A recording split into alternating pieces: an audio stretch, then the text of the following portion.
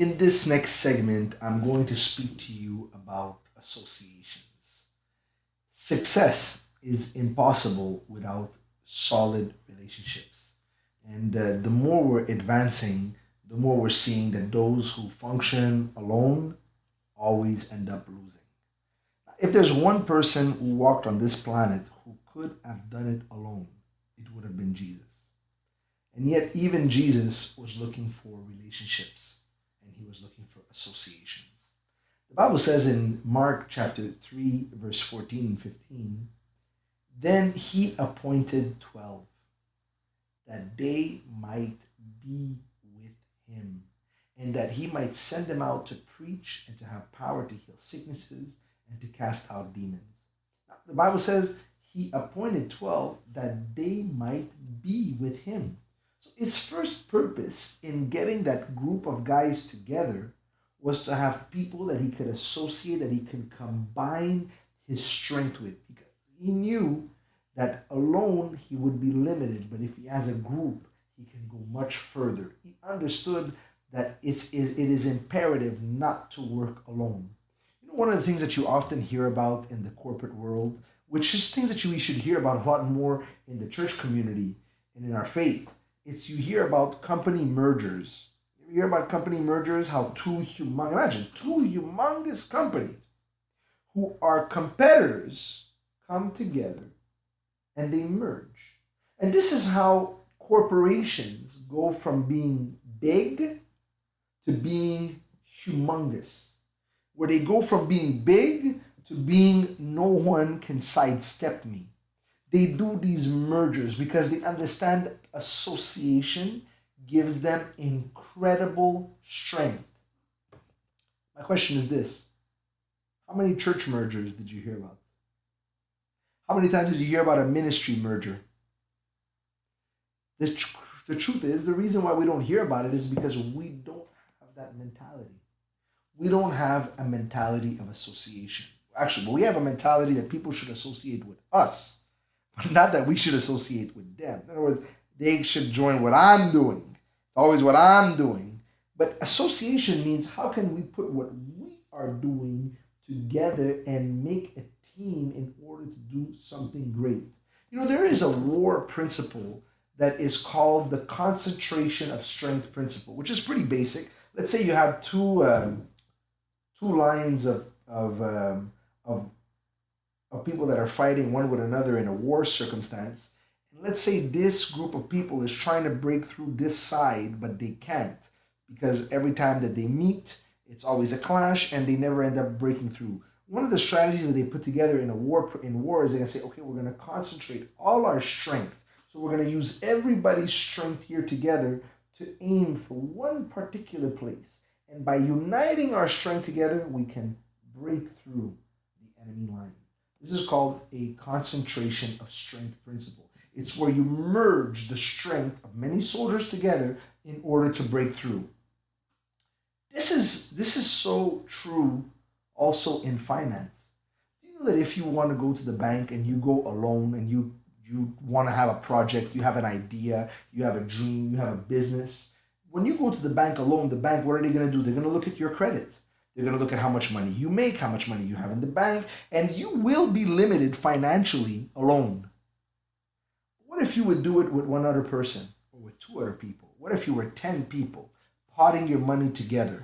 Now, all of a sudden, your financial plateau is completely broken and you're able to access deals, access opportunities, access things that normally you would never be able to access alone. And the truth is that all the good financial opportunities, all the things where there's real money to make, oftentimes the church is never accessing them simply because we're moving alone. We're moving alone. We don't have the money to be able to access those deals. We don't have the contacts. We're not working with the right group of people to be able to really launch that project. And this makes us very weak. This is one of the things that I love about the corporate world. The corporate world, when they want to get something done, if they feel that themselves as a company is not able to get this done, they have no problem working with another company. They have no problem doing what's called subcontracting. In other words, they have the contract, but they have no problem giving their contract to another person and working with them, associating themselves with other companies who are going to do their work. They have no problem. And because they think like this, they never stop growing. And because we don't think like this, so oftentimes we plateau. We plateau because it doesn't make sense that the majority of churches cap out at 100 people. It doesn't make sense that most of us are in our lives, the most we're gonna have is maybe a house and a car, and a little bit of money aside, and you do a 2 week vacation in the year. It doesn't make sense that we are living so low.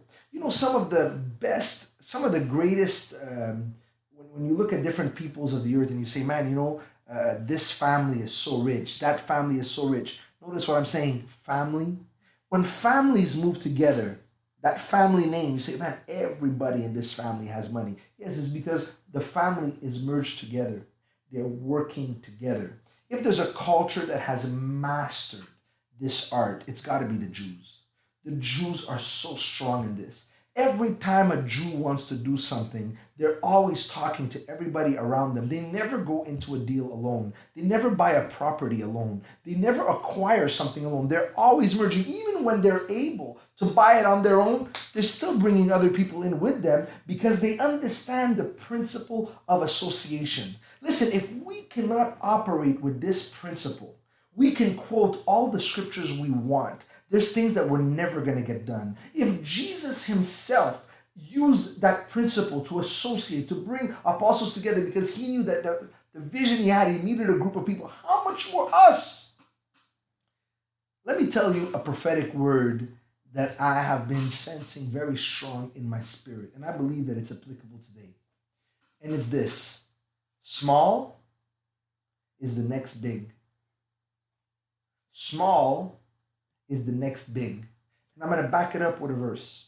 The Bible says in Matthew 18 and verse 20, for where 2 or 3 are gathered together in my name, I am in the midst of them. Notice that what Jesus says here. He says where 2 or 3. 2 or 3 is not a lot. Jesus is basically saying, if 2 of you can associate together, if 3 of you can associate together, if you could just connect with one person, 1 or 2 people, I'm willing to get involved in your project. I'll be in the midst of it. I'll be in the midst of it. The sad truth is that a lot of us, we're moving alone. If while I'm speaking to you right now, you're a loner, you move alone, your projects are alone, there's no group around you, you're not connected with anyone, then I got to tell you the truth. You're not in a financially sound place. And you will definitely be limited in terms of your opportunities and in what you're going to be able to acquire or experience in your life. And I pray that as your mindset begins to shift, as the mindset begins to shift, God will create the opportunities for you to associate and connect with people. Remember this, it only takes 2 for the Lord to get involved. It only takes 2. Let us walk with the association principle so that we can go from small to big